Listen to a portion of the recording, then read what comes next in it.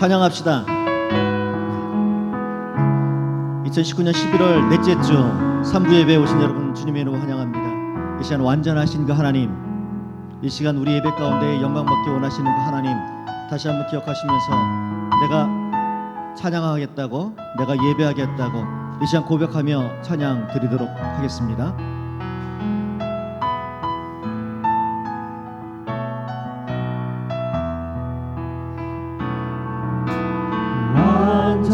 완전하신 나의 주, 의의 길로 나 인도하소서. 행하신 모든 일 주님의 영광 다 경배하니. 한 번 더 고백하며 찬양합시다. 완전하신 나의 주, 완전하신 나의 주, 의의 길로 날 인도하소서. 행하신 모든 일 주님의 영광 다 경배합니다. 예배합니다. 예배합니다. 찬양합니다. 주님만 날 다스리소서. 이 시간 예배합니다. 예배합니다. 찬양합니다. 찬양합니다. 주님 홀로, 주님 홀로 높임받. 목소리 높여서 한 번 더 찬양합시다. 완전하신 완전하신 나의 주, 의의 길로 날 인도하소서. 행하신 모든 일 주님의 영광 다 경배합니다. 예배합니다. 찬양합니다. 주님만 날 다스리소서. 예배합니다. 찬양합니다. 주님 홀로 높임 받으소서. 주님 홀로 높임 받으소서. 주님 홀로 높임 받으소서. 한 번 더 주님 홀로, 주님 홀로 높임 받으소서.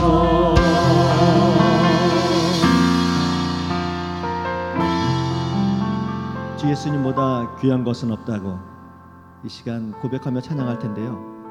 가사를 보시면서 옆사람 고백 듣지 마시고 나의 고백으로 한번 찬양을 했으면 좋겠습니다. 주 예수보다 귀한 것은 없네. 찬양 드리도록 합니다.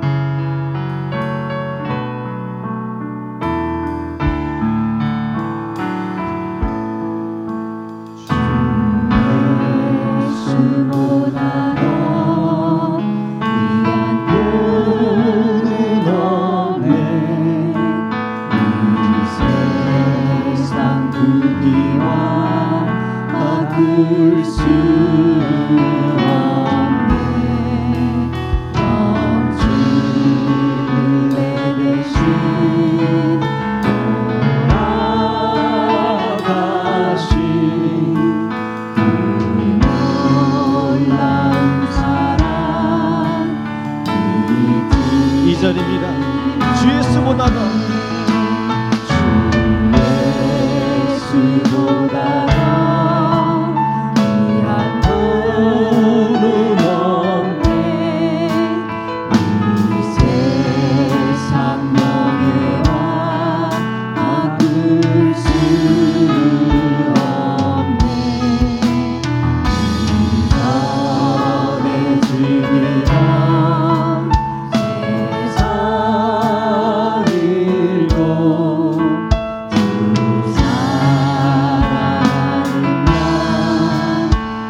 3절입니다. 주 예수보다 더 귀한 분은 없네. 예수보다 귀한 분은 없네. 이 세상 행복과 바꿀 수 없네. 불호가 빛바디 어려워도 주 섬기는 내 맘 같이 아멘. 세상 즐거움 세상 즐거움 다 버리고 세상 사랑 나 버렸네. 고백합시다. 주 예수보다 더 예수보다 더 귀한 분은 없네. 예수밖에는 없네.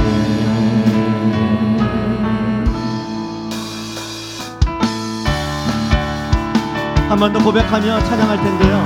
다시 한번 예수보다 귀한 것은 없고 친구는 없다고 사랑한다고 고백하며 찬양합시다. 예수보다 예수보다 더 좋은 친구 없네. 예수보다 더 좋은 한 번 더 예수보다 예수보다 더 좋은 친구 없네. 예수보다 더 좋은 친구 없네.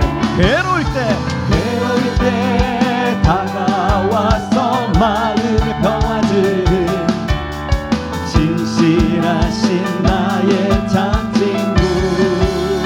외로울 때 찾아와서 친구가 되어주는 사랑 많은 나의 참 친구. 주 예수 사랑하리라. 나의 생명 다할 때까지. 주 예수 사랑하리라. 나의 생명 다할 때까지. 예수 사랑 예수 사랑 참 좋은 예수 사랑 참 좋은 한 번 더 예수 사랑 예수 사랑 참 좋은 예수 사랑 예수 사랑 참 좋은 세상에서 제일 가는 세상에서 제일 가는 금으로 유혹해 예수님만 예수님만 사랑하겠네. 아멘. 세상에서 제일 높은 명예를 준 나의 구 예수님만 예수님만 따라가겠네.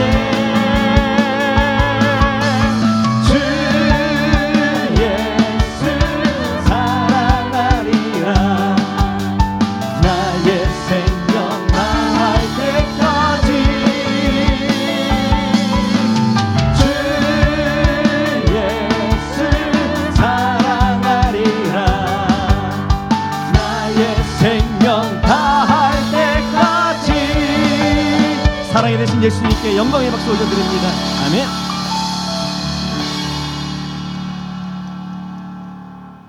예수님밖에 없는 것 같습니다. 세상을 살아보면서 뒤를 돌아보니까 옆에 사람이 또 친구가 또 뭐 가족이 도와준 것 같지만은 결국은 예수님밖에 없는 것 같아요.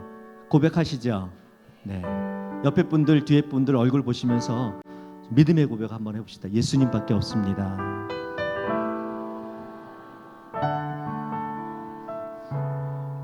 지난주 많은 분들이 직분을 받았습니다. 중직을 감당하기 위해서는 여러 가지가 있겠지만 저는 사랑해야 된다고 생각합니다. 뜨겁게 사랑해야지 감당할 수 있다고 그분의 마음을 알 수가 있고, 뜨겁게 사랑해야지 그분의 생각과 그분이 원하시는 것을 알 수 있다고 생각합니다. 중직자들이라든지 여기 계신 여러분들, 오늘 예배드리면서 그 예수님만 사랑하겠다고, 예수님만 의지하겠다고 이런 고백이 있는 귀한 예배 시간 됐으면 좋겠습니다. 이 시간 마지막으로 찬양 드릴 때에 그러한 마음으로 찬양 드리도록 하겠습니다.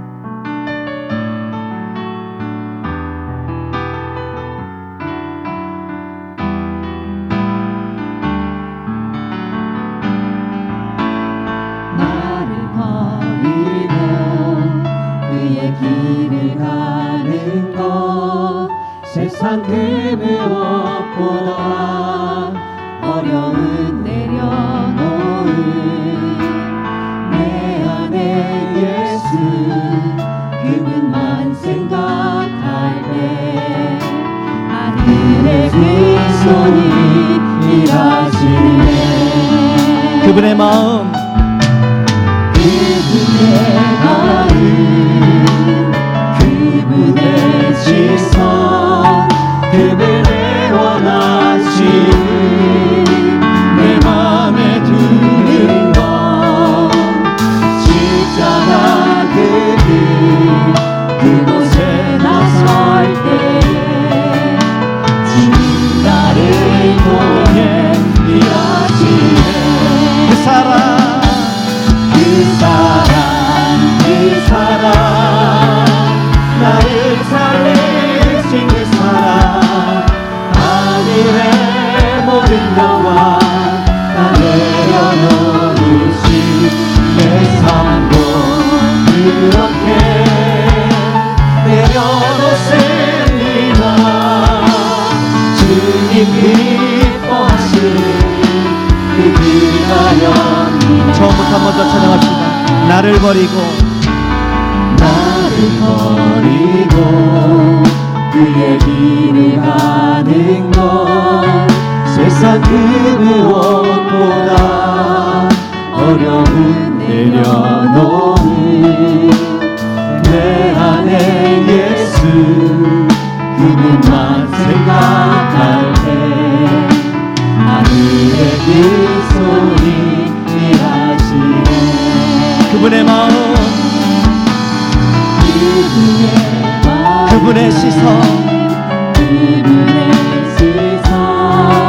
그분의 원하심을 내 맘에 두는 것 십자가 그 길 그곳에 나설 때에 나를 통해 일하시네.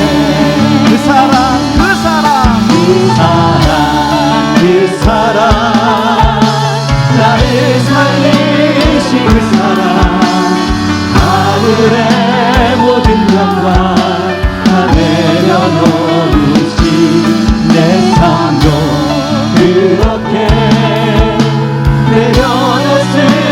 내려놓습니다.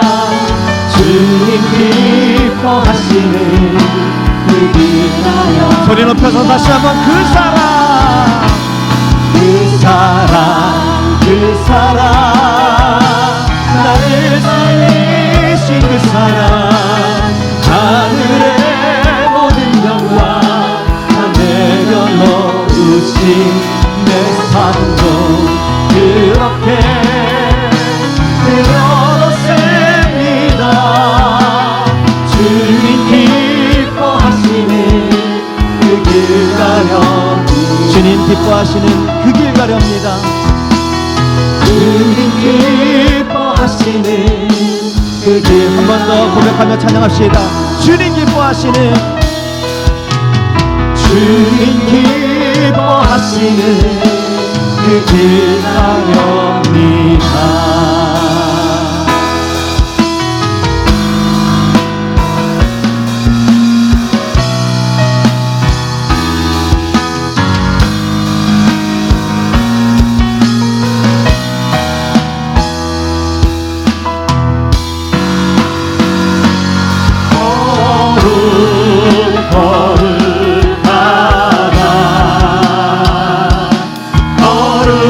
거룩하다 주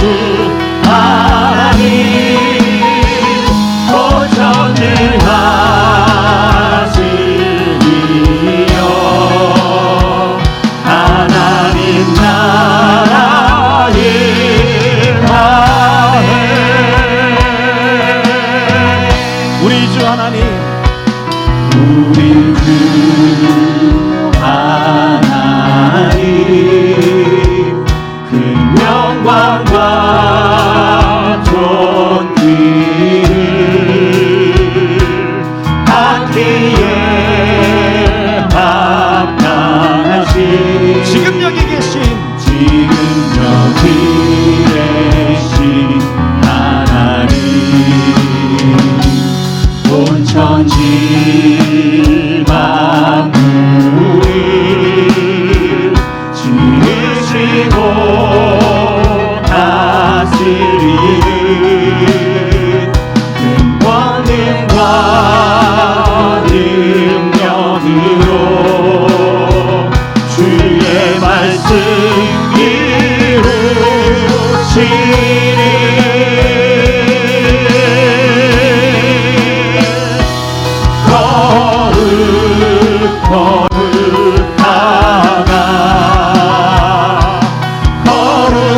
거룩하다 주 하나님,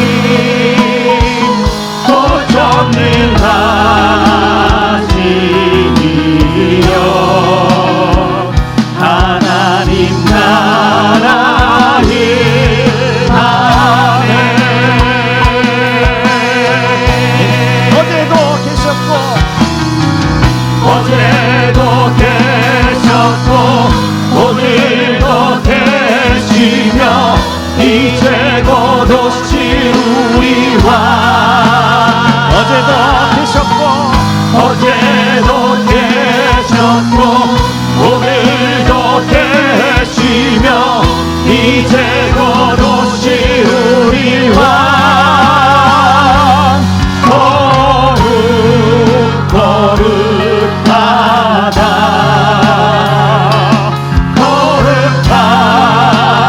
주 하나님,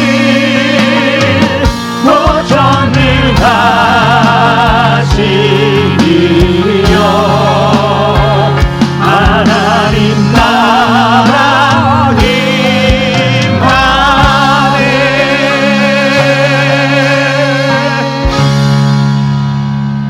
11월 24일 주일 예배 오신 여러분들 주님의 이름으로 환영합니다.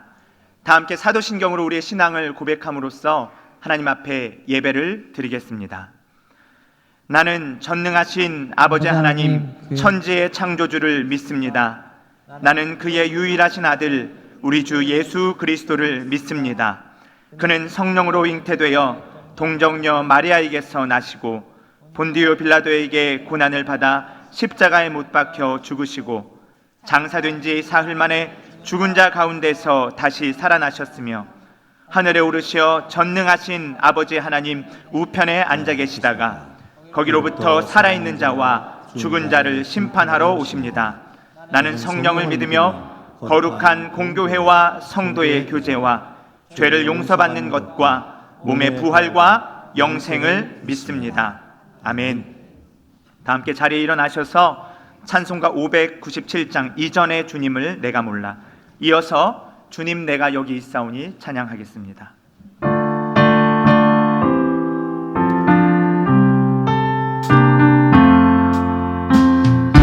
이전의 주님을 내가 몰라, 영광의 주님을 비방했다.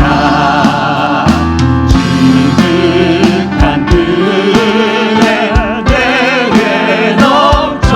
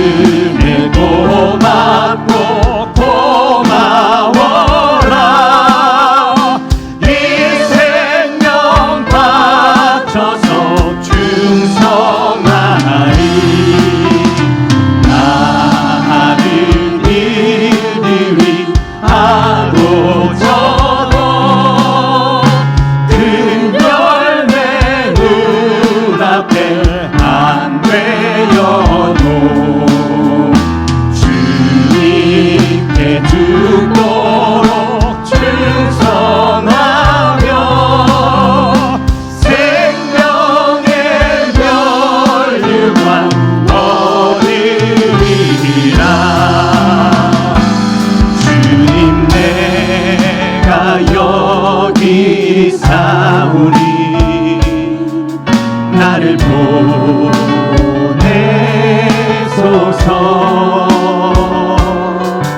나의 맘 나의 몸 주께 드리오니 주 받으옵소서.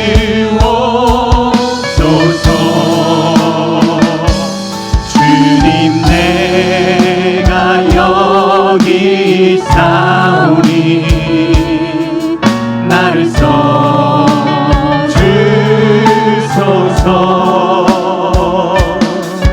가진 것 모두 다 주께 드리오니 주 받으옵소서. 할렐루야.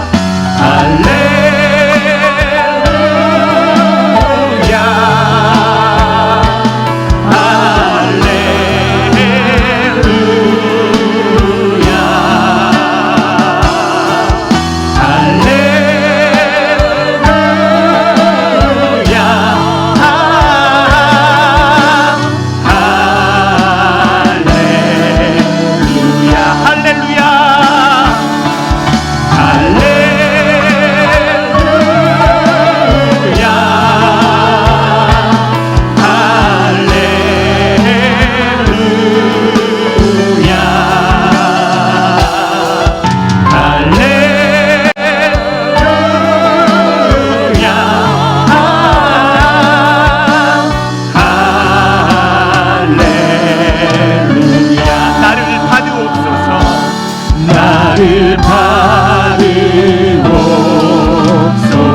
나를 받으옵소서. 나를 받으옵소서.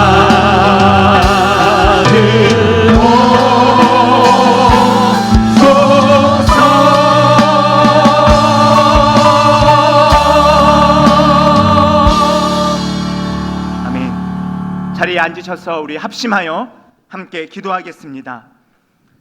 오늘의 예배가 영과 진리로 드리는 예배 될 수 있도록 성령 하나님 우리를 이끌어 주시옵소서. 오늘 선포되는 말씀이 우리의 심령 깊이 새겨지게 하여 주옵시고, 한 주간 살아오면서 지친 우리의 육신, 고난 우리의 심령, 우리의 삶의 모든 상한 영역들이 하나님의 말씀으로 말미암아 새롭게 회복되는 역사가 오늘 예배를 통하여 일어나게 하여 주시옵소서. 우리 시간 함께 통성으로 기도하며 나아갑시다. 거룩하신 아버지 하나님, 은혜를 감사합니다. 우리 가운데에 하나님을 예배할 수 있는 시간과 장소와 기회를 허락하여 주시고, 이 시간 마음을 다하여 뜻을 다하여 힘을 다하여 우리 주 하나님을 찬양하며 예배할 수 있게 하심을 감사합니다. 하나님, 이 시간 오늘 드려지는 이 예배가 영과 진리로 드려지는 예배 될 수 있도록 성령 하나님 우리를 이끌어 주옵시고 함께하여 주시옵소서. 하나님께서 받으시기에 온전하고 합당하며 진실한 예배가 올려드려질 수 있도록 우리 가운데 함께하여 주시옵소서. 특별히 하나님, 오늘 선포되는 말씀이 우리의 고난 육신 가운데에, 우리의 상한 심령 가운데에 하나님의 놀라운 회복의 역사가 일어날 수 있도록 우리를 붙드시고 우리 가운데에 함께하여 주시옵소서. 아버지의 크신 은혜로 우리를 열어 주시옵소서.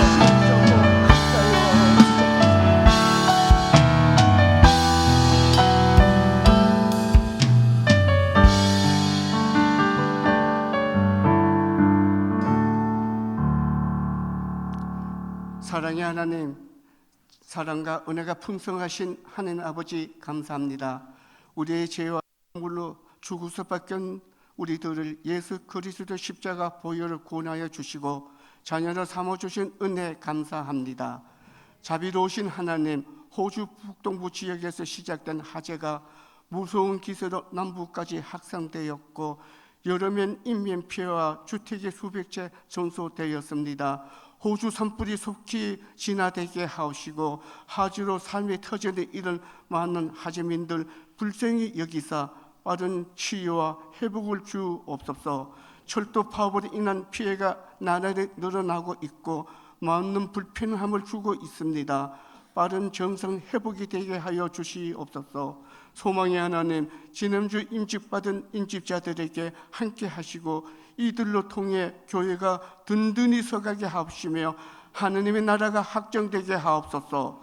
말씀을 전하는 목사님 영육간을 강건케 하시고 능력의 장중에 잡아줍사 말씀의 능력을 더하여 주시옵소서. 말씀이 우리 삶을 변화시키고 도전받는 귀한 시간이 되게 하옵소서. 우리에게 산 소망이 되게 하여 주옵소서. 성령 충만케 하옵소서.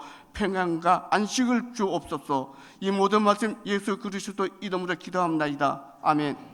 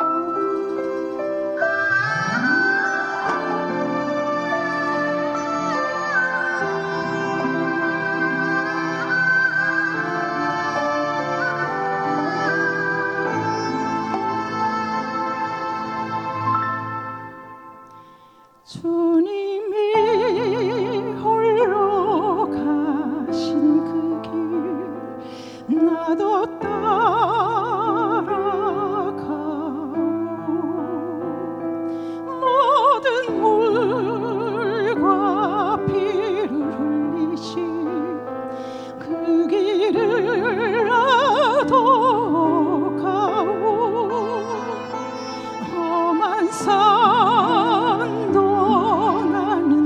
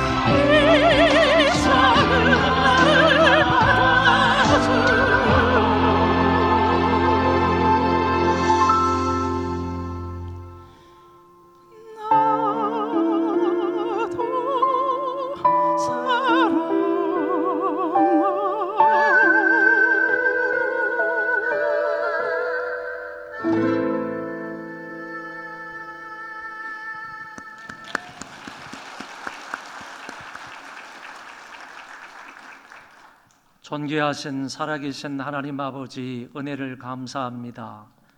지난 한 주간 동안도 하나님의 은혜 가운데 살았습니다. 저희들이 감사한 마음으로, 자원하는 마음으로, 하나님 사랑하는 마음으로 여러 가지 예물을 구별하여 아버지 앞에 정성을 다하여 바칩니다. 하나님께서 모든 헌금을 받으시고 저희들 위에 놀라운 은혜와 사랑으로 함께하여 주옵소서. 우리 개인도 날마다 경건하게 믿음으로 하나님과 동행하는 삶을 살게 하여 주옵시고, 우리 가족의 모든 식구들도 하나님 떠나지 않도록 도와주시고, 우리 예수 그리스도의 십자가를 굳게 붙들고 앞을 향해 전진해 나가는 믿음이 있게 하여 주옵소서. 온 가족이 다 믿음의 단일화가 이루어지도록 도와주심으로 함께 한마음 한뜻으로 하나님을 잘 섬기고 공경하고 하나님을 사랑하며 살아가는 자들 다 되게 하여 주옵소서. 하나님 아버지, 물질이 연약한 사람, 부족한 사람들에게 은혜를 더하여 주옵시고 많은 물질을 맡겨 주옵소서. 개인과 생업과 사업터 하나님께서 풍성케 하여 주옵시고 차고 넘치도록 복을 허락하여 주셔서 가무는 해에도 걱정이 없도록 하나님이 복을 더하사 그 복을 나누며 살게 하여 주옵시고 그 복으로 이웃을 섬기며 살아가는 자들 되게 하여 주옵소서. 하나님 아버지, 믿음이 없어서 늘 시험에 들고 연약함 속에 빠져서 허우적대는 그런 사람들이 있다면 아버지께서 불쌍히 여겨 주옵소서. 그 자리에서 일어나게 하여 주옵시고 예수 그리스도를 굳게 붙들게 하여 주옵시고 말씀 위에 굳게 서는 자가 되게 하여 주옵소서. 그래서 하나님 영광을 위해서 살아가는 자들 되게 하여 주옵시고 먹든지 마시든지 무엇을 하든지 다 하나님이 기뻐하시는 삶을 살아가도록 은혜를 베풀어 주옵소서. 자녀들에게 지혜 주시고 믿음 주시고 은혜 주시기를 원합니다. 자녀들이 우리보다 하나님을 더 잘 섬기는 자녀들 되게 하여 주옵시고 우리들보다 더 귀하게 쓰임받는 귀한 일꾼들이 되게 하여 주옵소서. 하나님 부모님들에게 건강 주시기 원합니다. 믿음 잃지 않도록 하나님 장중에 붙잡아 인도하여 주시기를 원합니다. 혹시 우리 중에 연약한 사람들 하나님의 능력의 팔로 붙잡아 인도하여 주시고 치료의 광선을 발하여 주옵소서. 외양간에서 나온 송아지가 펄쩍펄쩍 뛰는 것처럼 그들에게 회복의 역사가 있도록 도와주시어서 하나님 앞에 나와 영광 돌리며 감사하며 찬양하는 자들이 되어지도록 은총을 베풀어 주옵소서. 감사를 드리며 예수님 이름으로 기도하옵나이다. 아멘.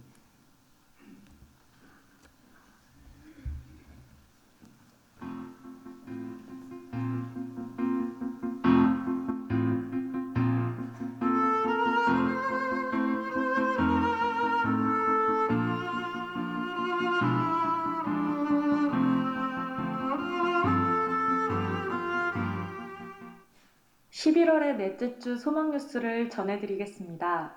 첫 소식입니다. 지난주 증축 임직 은퇴 감사 예배를 은혜 가운데 잘 마쳤습니다. 기도해 주시고 수고하신 모든 분들께 감사드립니다. 오늘 오전 11시 20분에 2층 학생부실에서 노년부 모임이 있습니다. 담임 목사님께서는 내일부터 수요일까지 전국 목사 부부 세미나를 인도하십니다. 위하여 기도해 주시기 바랍니다. 12월 목회 계획을 참고하시고 올해 마지막 달에도 적극적으로 동참과 협력을 부탁드립니다. 그동안 수고하신 교역자들이 이달 말로 사임을 합니다. 홍정성 목사님, 김정숙 전도사님, 박인호 목사님, 복소희 전도사님을 위하여 기도해 주시기 바랍니다. 11월의 주제는 절제와 감사입니다. 하나님이 우리에게 주신 절제하는 마음으로 인내하고 감사하는 삶을 살아가는 성도가 됩시다. 2020년 상반기 주일 2, 3부 예배 시 헌금 찬양을 드리기 원하시는 분은 1층 게시판을 참고하셔서 신청해 주시기 바랍니다. 조재웅 집사님, 이슬 집사님께서 아들 이연희의 첫 돌을 기념하여 감사한 마음으로 식사와 떡을 제공해 주셨습니다. 감사합니다.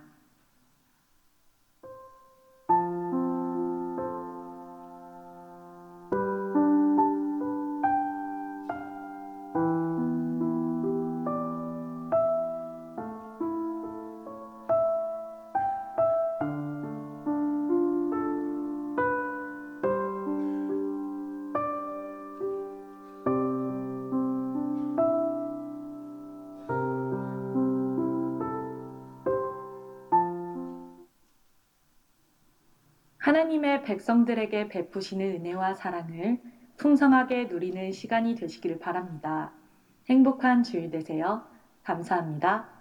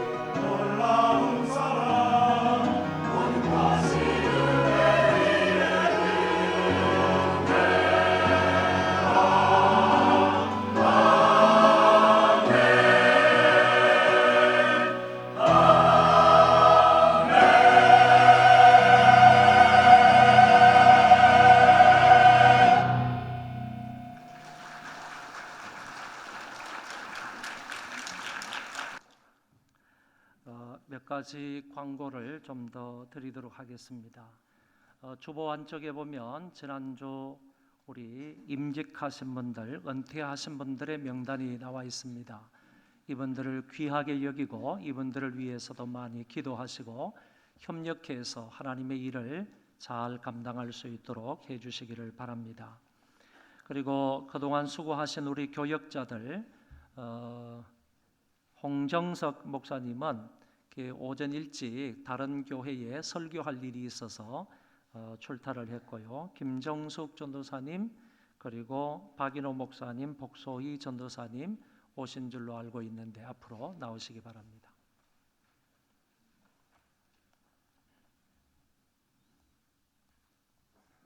안 오셨어요?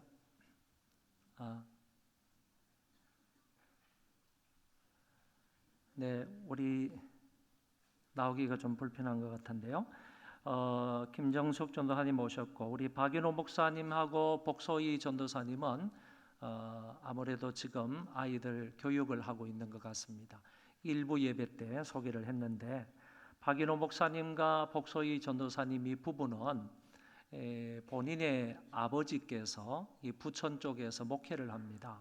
그래서 아버지께서 계속해서 거듭 우리 교회에 와서 봉사를 좀 해라 이렇게 아들과 며느리에게 얘기를 했기 때문에 그래서 이제 피치 못하게 가시게 되었습니다. 그리고 다음 달 말에 또 인사를 하게 될 우리 김창영 강도사님은 미국 교회를 섬기게 되었습니다. 산호세에 있는 교회를 섬기게 되었기 때문에 또 어차피 또 미국 쪽으로 이사를 가야 할 것 같습니다. 여러분 이 그만두게 되는 그동안 수고를 많이 하신 이분들을 위해서 많이 기도해 주시기를 바랍니다. 요새 경기도 의회에서 지난 7월 달인가 이 동성애 옹호하는 법을 통과를 시켰습니다. 아직 실행은 되고 있지 않다고 보는데 이 경기도 의회에서 이런 법을 통과를 시켰기 때문에 경기도 내에 있는 교회들이 지금 도청 앞이나 이런 데서 모여가지고 계속적으로 시위를 하고 있습니다. 이거는 성경과 위배되는 그런 법이기 때문에 동성애를 우리는 찬성하고 인정할 수가 없기 때문에 우리 교회가 주축이 되어서 적극적으로 반대 운동을 지금 하고 있는 입장이고, 그리고 뿐만 아니라 시흥시 의회에서 지난 주간에 그 시민 인권 조례법이라는 것을 상임위원회에서 통과를 시켰습니다. 그리고 내일 월요일 날 오전에 본회의를 열어서 이것을 상정하겠다 이렇게 계획을 세워놓고 있는데, 조금 전에 제가 2부 예배를 마치고 나서 시흥시장님이 우리 선배 목사님에게 보낸 그 글을 보았는데, 문자를 보았는데, 시흥시장님이 일단은 상정은 본회의에 상정은 하지 않기로 이렇게 했다라는 그런 말은 있긴 있습니다. 하지만 상정이 보류된 것은 언제든지 기습적으로 상정할 수 있다는 그런 결론도 되니까 아예 이런 법은 폐지가 돼야 됩니다. 동성애를 옹호하고 동성혼을 옹호하는 이런 법들은 아예 폐지가 되고 거론조차 되지 않아야 된다고 생각을 합니다. 우리 기독교인들 정말 정신 똑바로 차리시고 교회와 이 나라의 민족을 위해서 많이 기도할 수 있기를 바라고, 더더군다나 참 다행스러운 것은 이번에 안상수 의원인가요? 국회의원께서 국가인권보호법이라는데 이 동성애에 해당하는 그 조항을 삭제하자, 폐지하자 하는 그런 법안을 이번에 발의를 했습니다. 발의해서 이번 회기 때에 어쩌면 그것이 잘 통과가 되면 이제 도라든지 시라든지 이런 데는 이제 상위에서 국가인권보호법이기 때문에 그 인권보호법에 그 조항이 없어지면 이런 것들을 잘 만들 수가 없게 되겠다 이런 생각이 듭니다.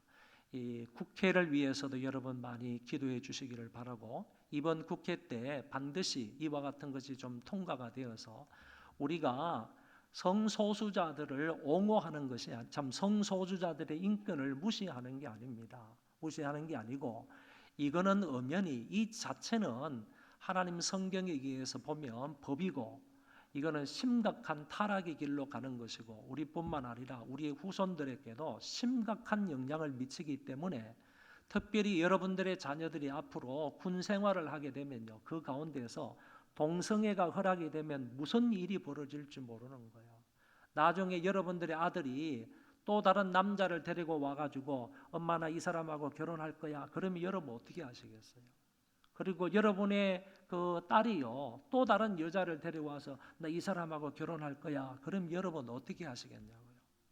이거는 국가적으로 심각한 문제가 발생을 하기 때문에 이런 일은 있어서는 절대로 안 되겠다라고 해서 제가 말씀을 드리는 것이니까 여러분들 기도 많이 해주시고 이런데 만약에 이제 동성애 반대법에 대해 사인을 받는 이런 일이 있다고 하면 여러분들 적극적으로 동참해서 이런 악법들은 미리 차단을 하고 막을 수 있어야 하겠습니다. 여러분 기도도 많이 해주시고 사실은 내일 아침에 우리 시흥시에서 우리 목사님들이 모여서 시흥시에 구국 기도회를 하고 시흥시 발전을 위해서 기도회를 하고 그 다음에 이와 같은 법을 폐지하라고 시위를 할 예정으로 있었습니다. 그런데 이제 조금 전에 그 시장님의 문자를 제가 받고 이제 뭐 시위까지는 가지 않겠다 이런 생각은 있지만은 이거는 보류할 것이 아니라 완전히 그냥 폐지해버리고 없애야 할 것이 아닌가 이런 생각이 듭니다. 기도 많이 해주시기를 바랍니다.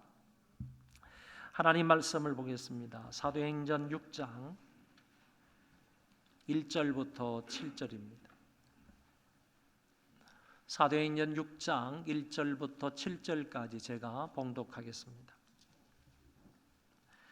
그때에 제자가 더 많아졌는데 헬라파 유대인들이 자기들의 과부들이 매일의 구제에 빠짐으로 히브리파 사람을 원망하니 12 사도가 모든 제자를 불러 이르되 우리가 하나님의 말씀을 제쳐놓고 접대를 일삼는 것이 마땅하지 아니하니 형제들아 너희 가운데서 성령과 지혜가 충만하여 칭찬 듣는 사람 7을 택하라.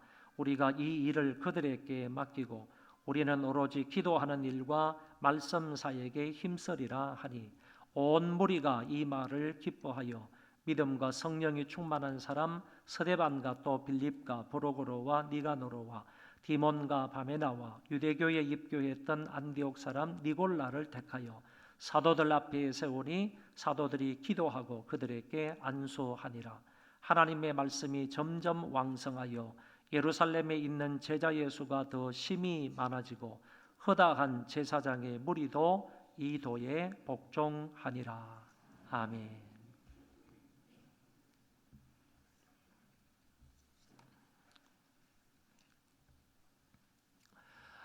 구약 성경에 보면 특별히 요엘서 2장의 말씀에서 내가 앞으로 미래에 만민에게 성령을 부어주리라 하는 말씀이 나옵니다. 그 구약 성경에 있는 약속의 말씀을 따라서 이제 성령 충만이 드디어 오순절날 마가의 다락방에 모여있던 120명의 성도들 위에 임하는 것을 볼 수가 있습니다. 다시 말하면 요엘서 2장에 약속된 것이 사도행전 2장에서 그 약속이 성취가 되는 것을 볼 수 있다. 그런 얘기입니다. 성령 충만을 받았던 이 제자들은 즉시로 나아가서 예루살렘과 온 유대와 사마리아와 땅끝까지 이르러 복음을 전파하는 것을 엿볼 수 있습니다. 그 가운데 성령 충만을 받았던 이 베드로가 많은 사람들을 앞에서 설교를 했더니 그 사람들이 베드로가 전하는 말씀을 듣고 그리스도를 믿고 세례를 받아 교회의 수에 가입을 하는데 무려 하루에 3,000명이나 가입하는 역사가 일어나게 되었습니다. 예루살렘 교회는 계속하여 사도들의 가르침을 받고 교제하며 떡을 떼며 함께 기도하게 되었는데 그 수가 날마다 더 늘어나게 되었습니다. 어느 날 베드로와 요한이 나면서부터 안전뱅이였던 사람을 걷게 했는데 이 사건으로 인하여서 예루살렘이 다시 한 번 더 발칵 뒤집혀서 하나님의 역사가 더 힘있게 전파되는 것을 볼 수 있습니다. 이 일로 인해서 사도들은 공회에 잡히게 되었지만 하나님의 복음은 계속해서 번져나가게 되었습니다. 환난과 핍박이 있었음에도 불구하고 그들은 다시 모여서 기도함으로 재차 성령의 충만을 받게 되었고, 그래서 성령의 충만함으로 담대하게 복음을 전파하는 일이 일어나게 되었습니다. 그 결과 모든 성도들이 자기의 재물을 자기 것이라 하지 아니하고 서로 통용하는 놀라운 기독교 사랑의 공동체가 이루어지게 된 것입니다.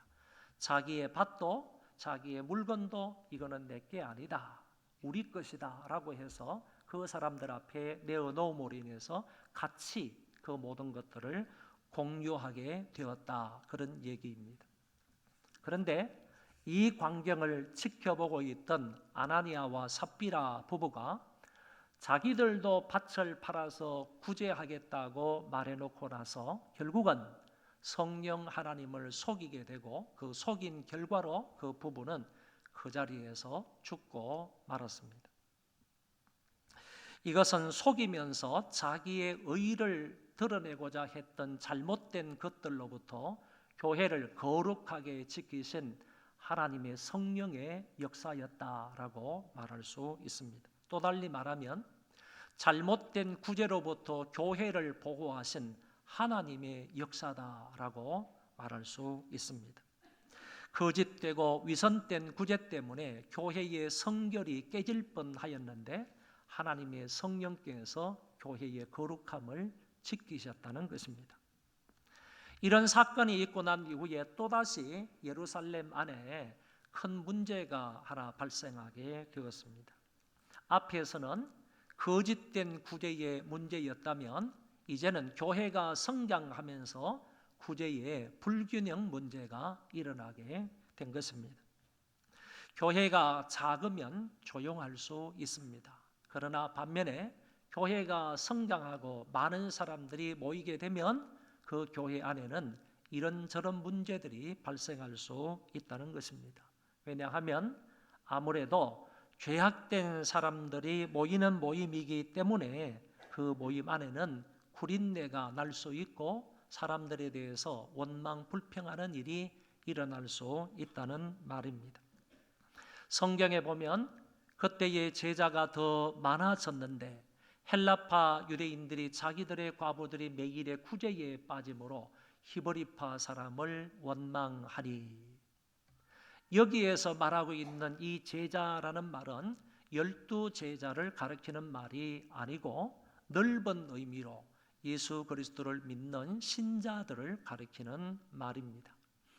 여러분이 마태복음과 마가복음의 성경을 읽어보면 제자라는 말이 많이 등장을 하는데, 마태복음과 마가복음 속에서의 제자라는 말은 예수님이 세우신 12제자를 말하는 것이고, 누가복음과 요한복음에도 동일한 용어가 많이 나오지만 그때의 제자는 넓은 의미로 사용이 되어서 예수 그리스도를 믿는 신자들을 가리킨다는 말입니다.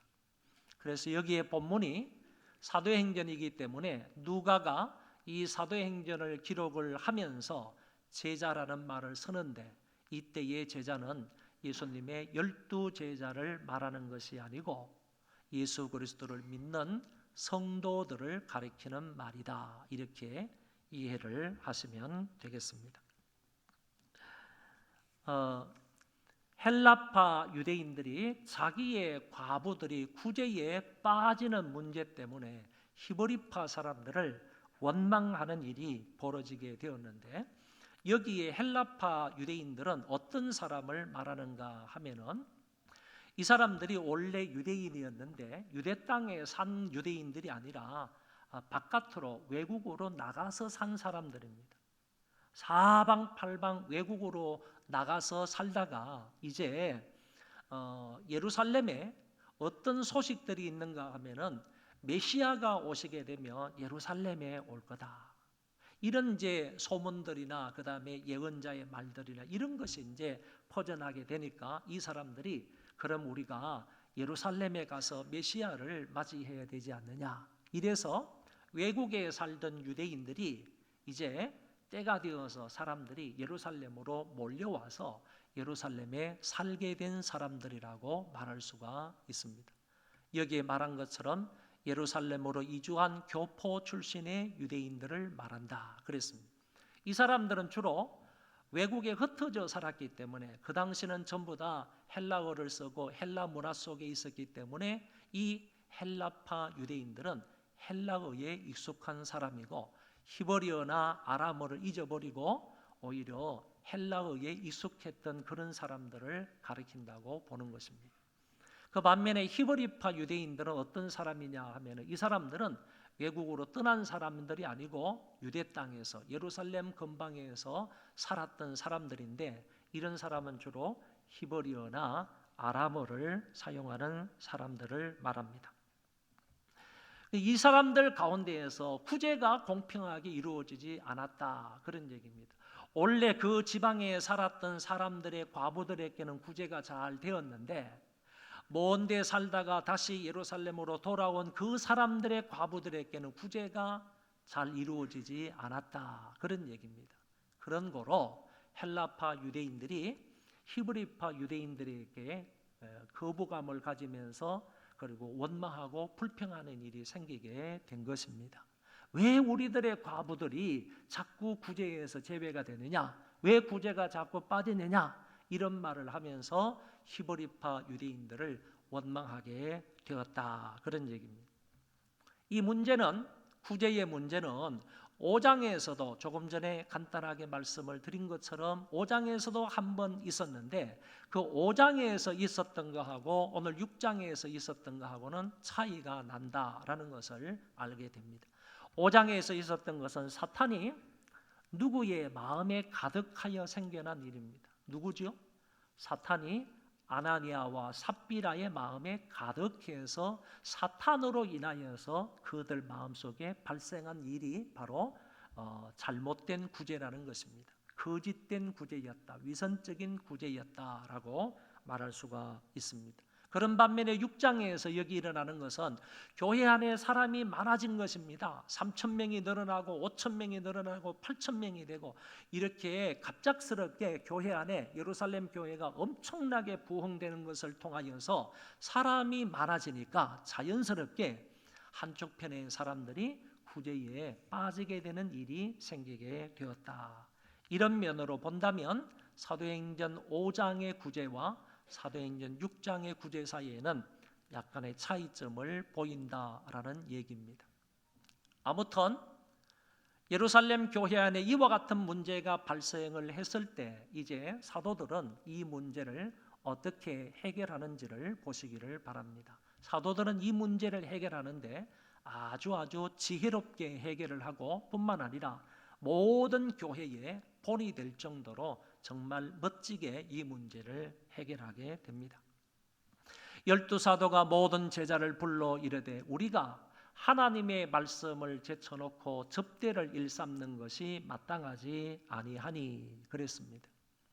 사도들은 문제가 발생을 했을 때 도대체 이 문제가 누구로부터 왔느냐, 그 문제의 바른 자를 찾아가지고 그 문제를 일으킨 사람을 책망하거나 아니면 질책하거나 왜 이랬느냐 그러면서 따지고 이런 일을 한 것이 절대 아니었습니다. 대신에 구제하는 일에 전념하다 보니까 우리가 본래부터 해야 할 하나님의 말씀을 전하고 가르치는 일에 소홀해진다 하는 사실을 그들 앞에 얘기를 하면서 사도들은 말씀 전파와 가르치는 일을 젖혀두고 구제 접대에 치중하는 것이 마땅하지 않다 하는 말을 한 것을 볼 수가 있습니다.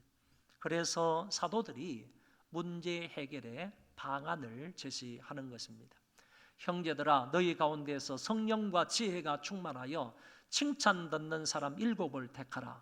우리가 이 일을 그들에게 맡기고 우리는 오로지 기도하는 일과 말씀 사역에 힘쓰리라 하니. 사도들은 7사람을 세워서 구제하는 일은, 공개하는 일은, 섬기는 일은, 봉사하는 일은, 옆에서 주위 사람들을 도와주는 일은 서빙하는 일은 7사람에게 맡기자. 적당한 사람을 세워가지고 그 사람에게 이 직임을 맡기자라고 얘기를 합니다.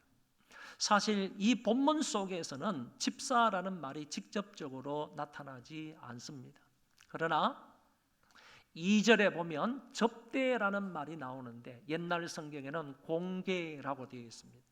접대나 공개나 이런 말들과 그리고 사도행전 21장 8절에 일곱 집사라는 표현을 근거해 볼 때 오늘 여기 본문에 나와 있는 이 사람들, 일곱 사람들은 바로 일곱 집사님이다라고 말할 수가 있다. 그런 얘기입니다.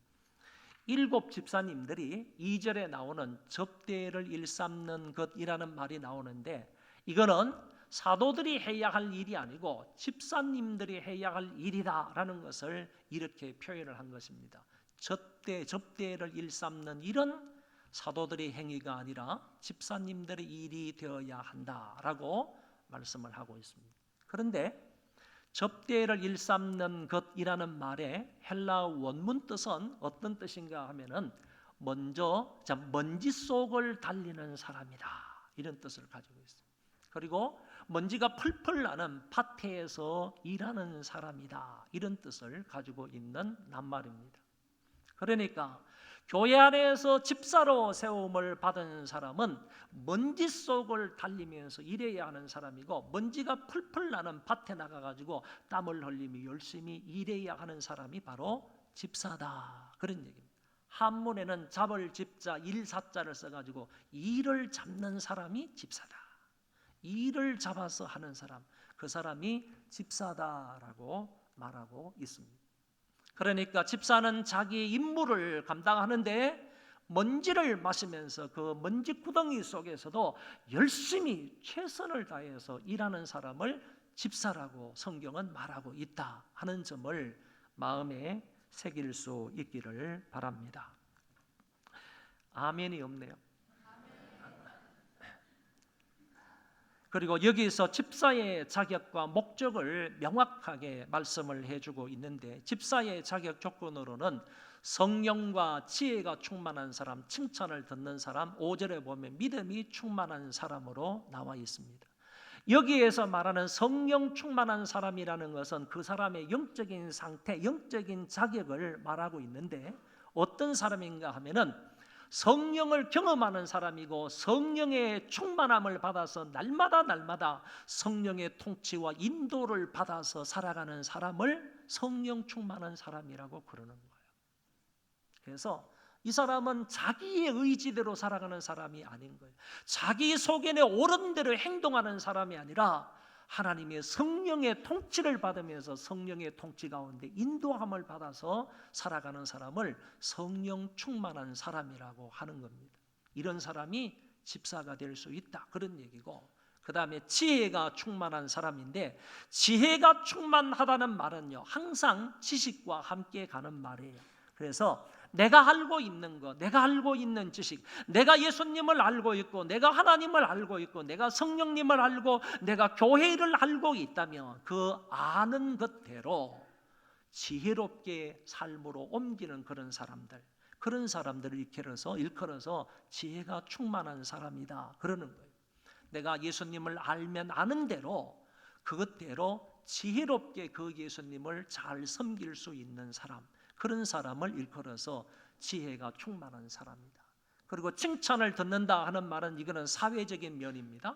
그러니까 기독교인들의 사회적인 면, 달리 말해서 집사가 될 수 있는 사회적인 면의 자격이 뭐냐라고 할 때 그것은 교인들로부터도 칭찬을 받고 인정을 받아야 되지만은 교회 밖에 있는 안 믿는 불신자들로부터 인정과 칭찬을 받는 사람이라야 교회의 안수 집사가 될 수가 있다 그런 얘기입니다. 이 말은 사실상 다른 말보다 더 어려운 자격이라고 말할 수 있습니다. 성령 충만하거나 아니면 믿음 충만하거나 말씀 충만, 은혜 충만하거나 이것보다도요 더 어려운 면이 어쩌면 다른 사람들로부터 칭찬을 받는 일이라고 볼 수가 있겠습니다. 이런 자격자가 집사가 될 수 있다. 마지막에 믿음이 충만한 사람은요 나 자신을 의지하거나 세상의 어떤 것을 의지하지 아니하고 오로지 하나님만 절대적으로 의지하고 신뢰하며 살아가는 사람을 말하는 겁니다. 적어도 안수 집사가 되려면, 교회의 중직자가 되려면 이 정도의 자격 조건은 갖추어야 된다.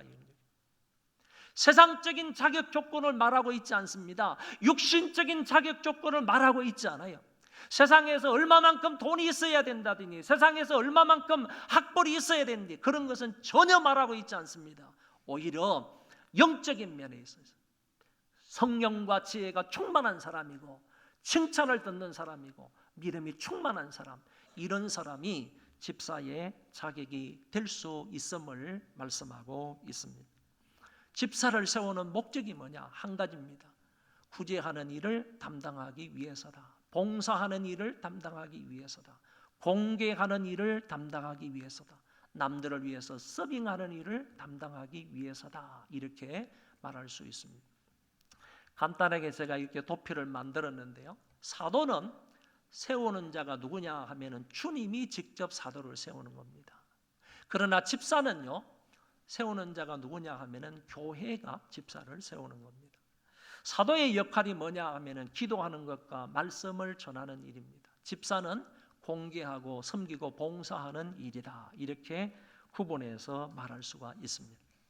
이렇게 사도들이 성도들 앞에서 집사의 자격과 아울러서 집사를 세우는 목적에 대해서 분명하게 말을 했더니 온 교회 성도들이 그 말을 다 기쁘게 받아들였습니다. 그래서 그들 중에 7명을 뽑게 되었는데, 사도들이 임명한 것이 아니라 회중에게 뽑아달라고 부탁을 해서 뽑힘을 받은 사람들입니다. 5절에 보면 온 무리가 이 말을 기뻐하여 믿음과 성령이 충만한 사람 서데반과 또 빌립과 브로고로와 니가노로와 디몬과 바메나와 유대교에 입교했던 안디옥 사람 니골라를 택하였다 그랬습니다. 그런데 여러분, 이 7명의 명단은 전부 다 어디 파에 속해 있는 사람인가 하면은 헬라파 유대인에 속하여 있던 사람이라는 것입니다. 헬라파 유대인들의 과부들이, 자기의 과부들이 매일마다 구제에 빠짐으로 이 사람들이 히브리파 유대인들을 원망했던 것 아닙니까?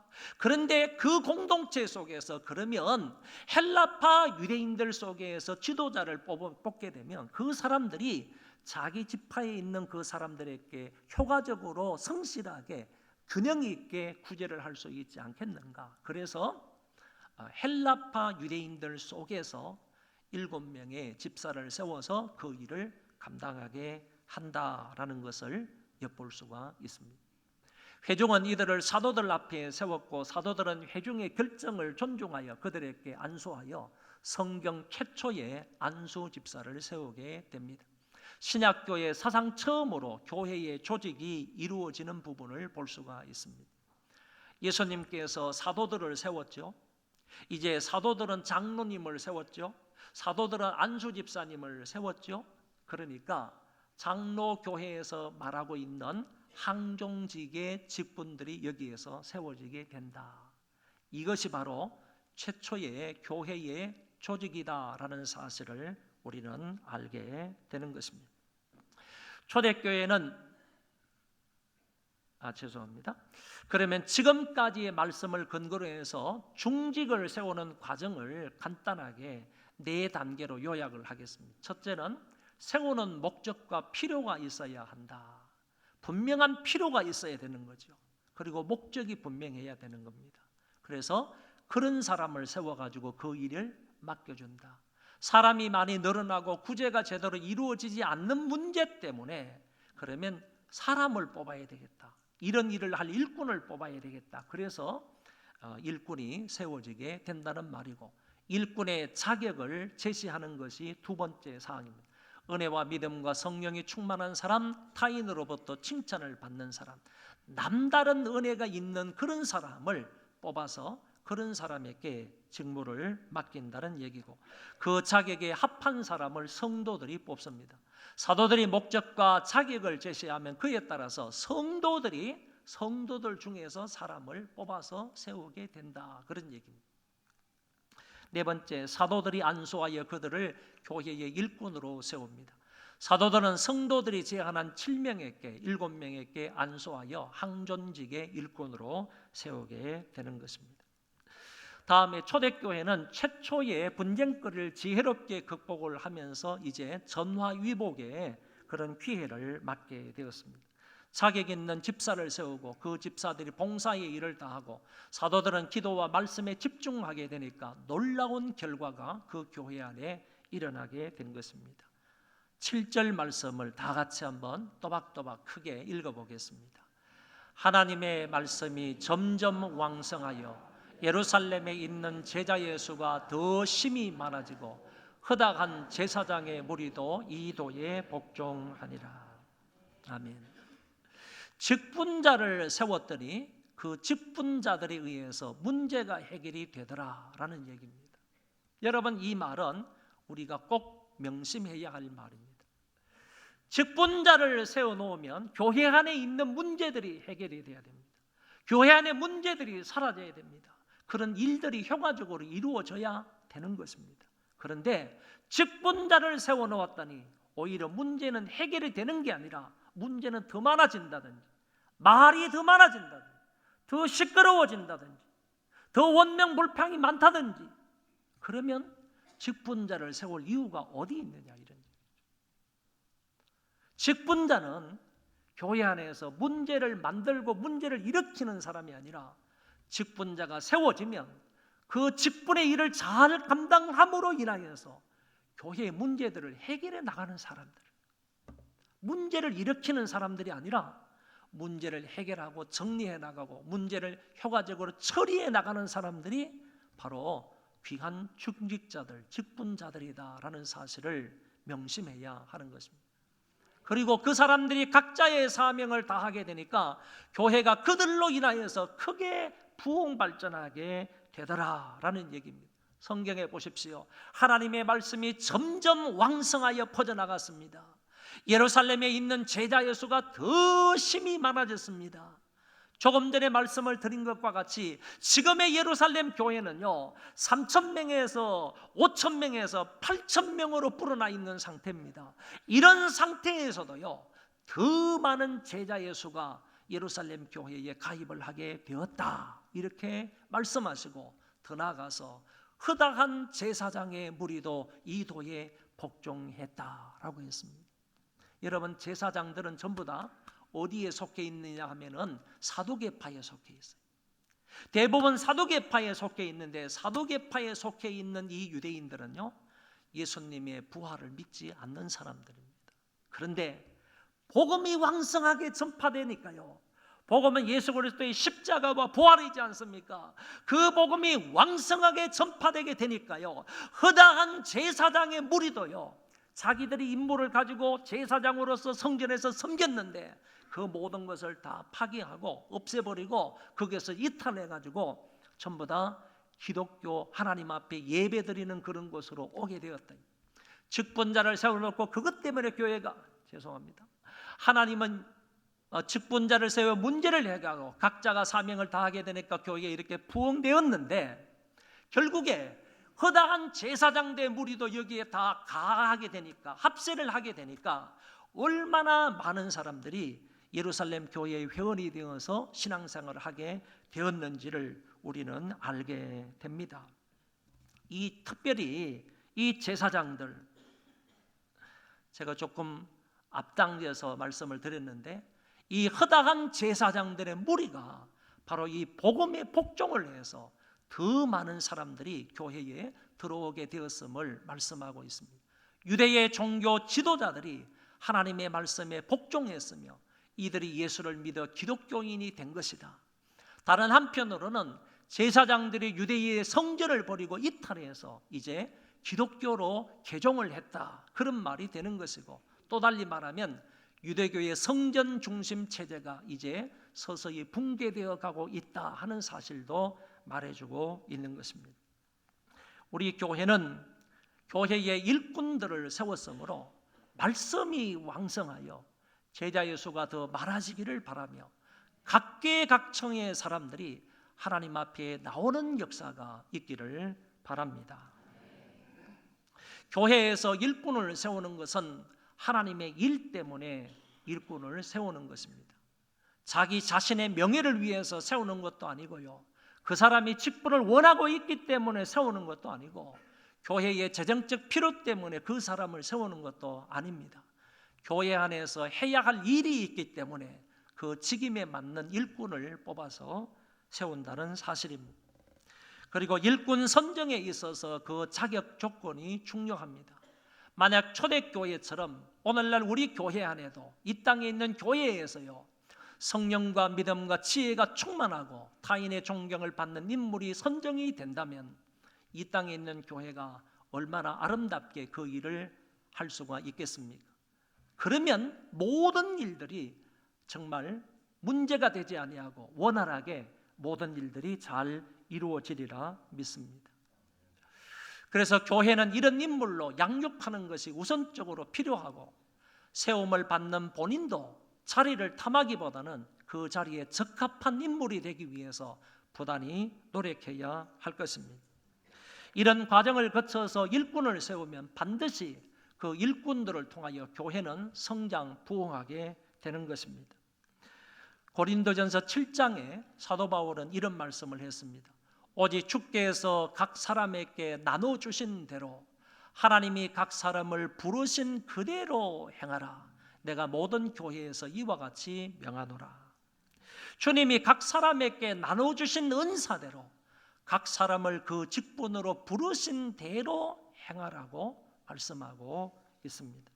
그래서 목사는 기도하는 일과 말씀 전하는 일에 전념을 하고, 장로님들은 교인들을 신방하고 치리하는 일에 충성을 다하시고, 안수 집사님들은 재정출납과 봉사의 일에 충성을 다하시고, 권사님은 당회의 지도를 받아서 어려운 사람들을 신방하는 것과 기도의 어머니로서의 사명에 충성과 헌신을 다하심으로 우리 교회가 지금보다 더욱더 평안히 든든히 서갈 수 있는 교회가 되어지기를 바랍니다.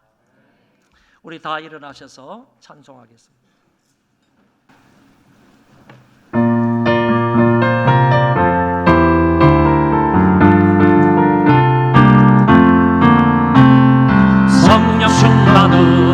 성령 충만은 뜨겁게 뜨겁게, 성령 충만으로 뜨겁게 뜨겁게, 성령 충만으로 번방을 땅 끝까지 전파하리라.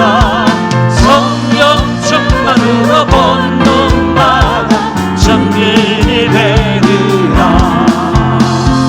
말씀 충만은 새롭게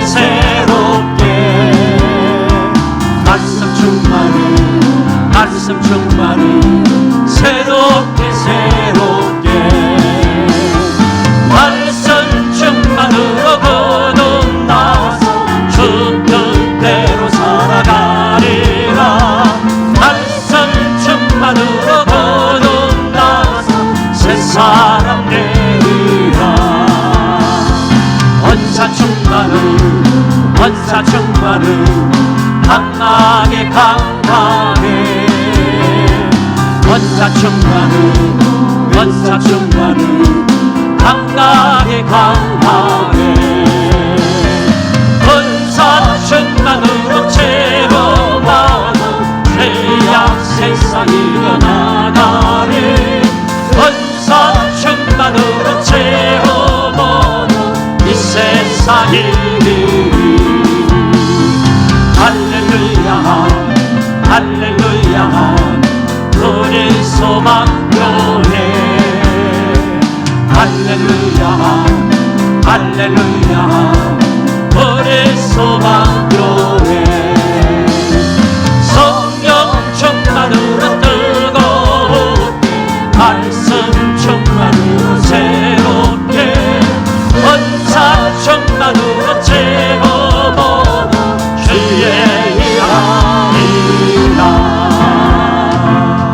우리 다 같이 통성으로 기도하겠습니다. 은사 충만하게, 성령 충만하게, 말씀 충만하게, 믿음 충만한 사람이 되게 해주셔서 하나님께서 나에게 맡겨주신 이 사명들을 충성을 다하며 성실하게 헌신하며 살아가는 우리가 되게 해달라고 하나님 앞에 기도하도록 하겠습니다. 자비하신 하나님 아버지 하나님의 오늘 저희들에게 귀한 말씀을 주셨습니다. 하나님 성령 충만함을 주십니다. 은혜 충만하게 하여 주옵소서. 믿음 충만하게 하여 주옵소서. 칭찬 듣는 사람이 되게 하여 주옵소서. 그런 사람이 되게 하여 주옵소서. 하나님이 우리에게 맡기신 성실하게 감당하는 우리가 되게 하여 주옵소서. 아버지여 불쌍히 여겨주시기를 바랍니다. 은혜 베풀어 주시기를 바랍니다. 하나님이여 도우시기를 바랍니다. 역사하여 주시어서 이런 사람 되게 하여 주옵소서. 아버지 하나님이여 목사인 나분도 성령 충만하도록 도와주시옵소서. 하나님의 역할들을 잘나게 감당할 수 있도록 도와주시옵소서. 아버지 함께 하시고 도와주시기를 간절히 바랍니다. 하나님 아버지께서 충만하여 주시옵소서. 아버지 하나님께서 역사하여 주시기를 바랍니다. 한 사람 한 사람 마음속에 이 말씀이 무집고 들어가게 하여 주시옵소서. 말씀을 마음판에 새길 수 있도록 도와주시옵소서. 말씀에 준하여 살아가는 은혜가 있도록 아버지 나와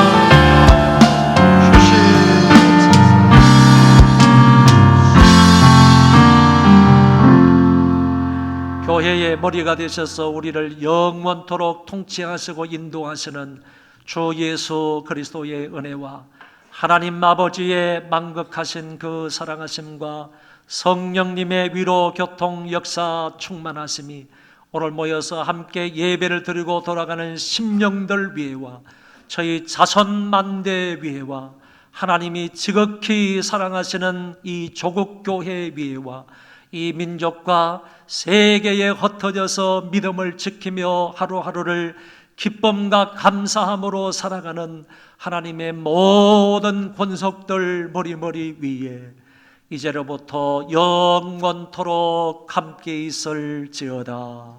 아멘.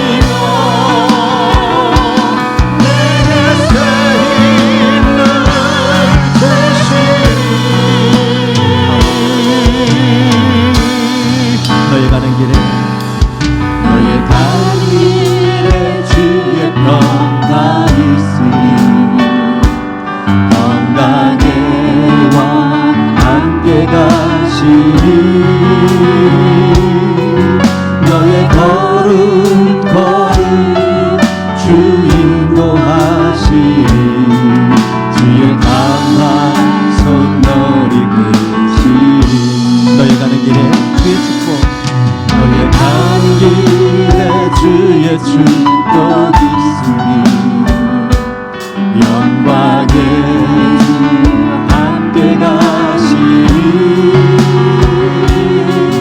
내가 받는 모든 땅 주님 다스리리 나는 주의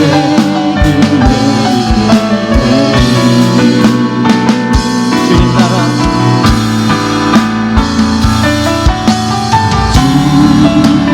나라 위하여 길 떠나는 나의 형제여 주께서 말하시니 너는 가라 주님으로 멋진 광야 위에 꽃은 피어나고 세상은 내 안에서 주님의 영광 거리라 한다고 담대하라 세상이 이기신 주를 함께 너와 동행하시며 내게 새 힘을 주시는 주님은 나의 산성 주님은 나의 산성 주님은 나의 요새 주님은 나의 소망 나의 힘이 되신 여호와 아무것도 두려워 말라 아무것도 두려워 말라 주 나의 하나님이 지켜주시네 놀라지 마라 겁내지 마라 주님 나를 지켜주시네 내 마음이 힘에 겨워